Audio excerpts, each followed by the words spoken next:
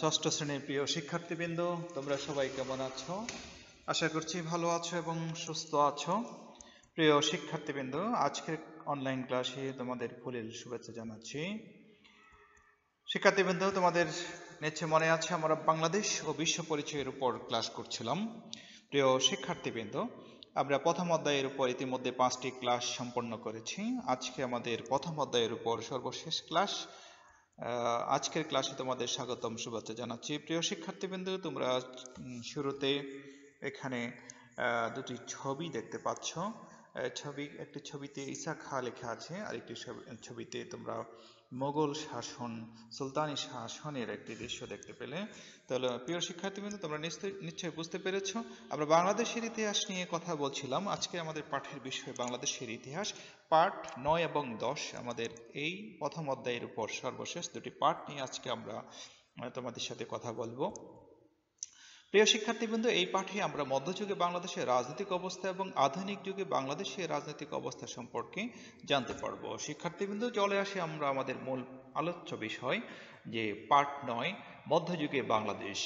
মুসলমানদের শাসন ক্ষমতা লাভের পর থেকে বাংলাদেশে মধ্যযুগের সূচনা শুরু হয়। মনে রাখতে হবে, মধ্যযুগের সূচনা হয় মুসলিম শাসকরা যখন এই দেশের শাসনভার চলে আসে, অর্থাৎ 1204 খ্রিস্টাব্দে রাজা লক্ষণ সেনকে পরাজিত করে তুর্কি মুসলমান সেনাপতি ইখতিয়ার উদ্দিন মোহাম্মদ বখতিয়ার খলজি বাংলাদেশে মুসলিম শাসনের সূত্রপাত করেন। এরপর তুর্কি মুসলমান সেনাপতিরা পুরো বাংলাদেশে মুসলিম শাসন বিস্তার করতে থাকেন। এর আগেই ভারতে মুসলমানদের শাসন প্রতিষ্ঠিত হয়েছিল। তাহলে নিশ্চয় আমাদের দেশে মুসলিম শাসনের পূর্বেই ভারতে মুসলিম শাসনের সূচনা হয়। দিল্লি ছিল তাদের রাজধানী। দিল্লি সুলতানদের পাঠানো সেনাপতিরা বাংলাদেশের কোনো কোনো অংশ শাসন করতে থাকেন। জয় করা অংশে প্রশাসকদের দায়িত্ব পান তারা। দিল্লি থেকে বাংলাদেশের দূরত্ব অনেক, যোগাযোগ ব্যবস্থাও ভালো ছিল না, ধন সম্পদে ভরা ছিল। দিল্লির সুলতানের অধীনে প্রশাসন হয়ে না থেকে স্বাধীনভাবে শাসন পরিচালনার ইচ্ছায় শাসকেরা দিল্লি সুলতানের বিরুদ্ধে স্বাধীনতা ঘোষণা করেন।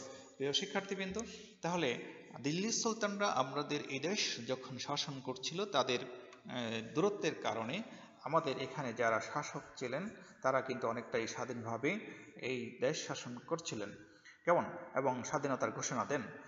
এই খবর দিল্লিতে গেলে বিদ্রোহীদের দমন করার জন্য সৈন্য পাঠানো হতো। এভাবে কখনো পরাজয়ের কখনো জয়ের মধ্য দিয়ে চলতে চলতে এক সময় পুরো বাংলাদেশ স্বাধীন হয়ে যায়।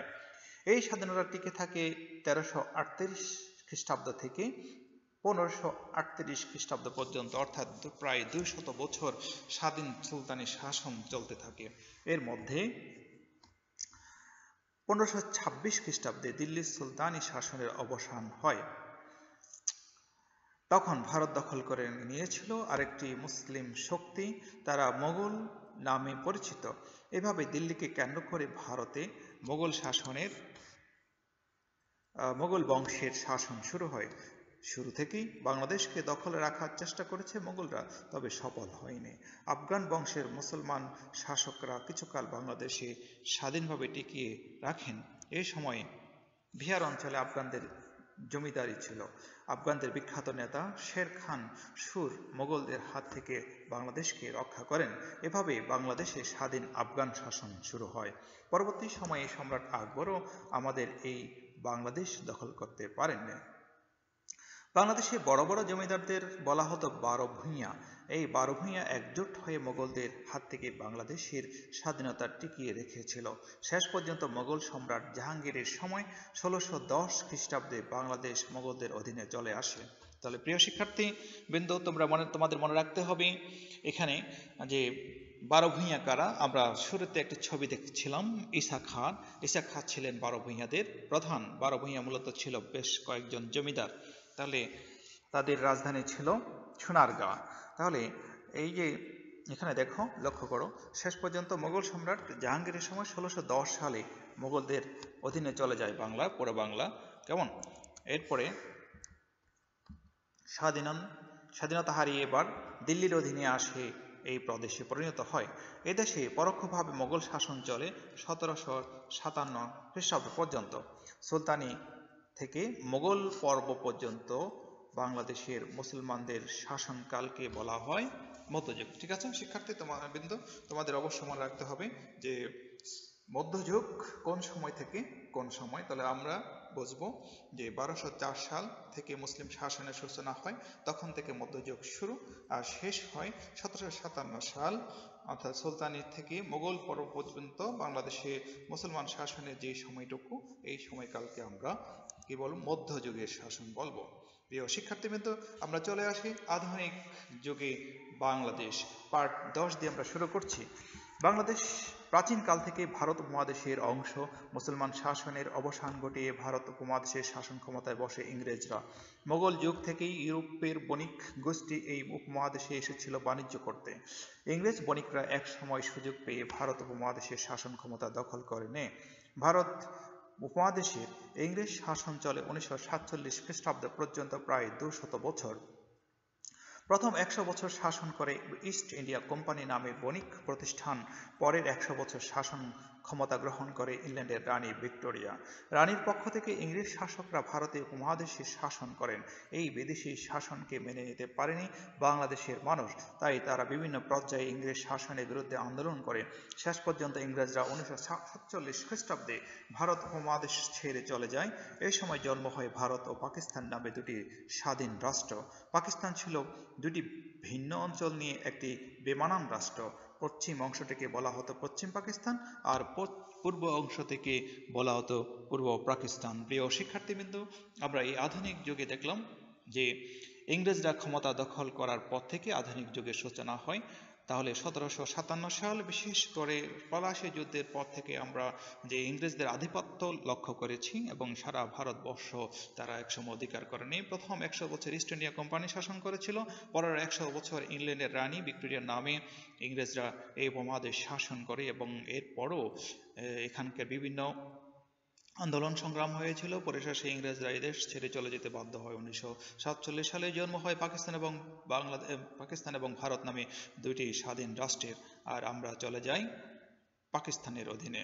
শিক্ষার্থীবৃন্দ, ইংরেজরা যে পলাশী যুদ্ধ সংঘটিত হয়েছিল তারই একটি দৃশ্য তোমরা এখানে লক্ষ্য করলে।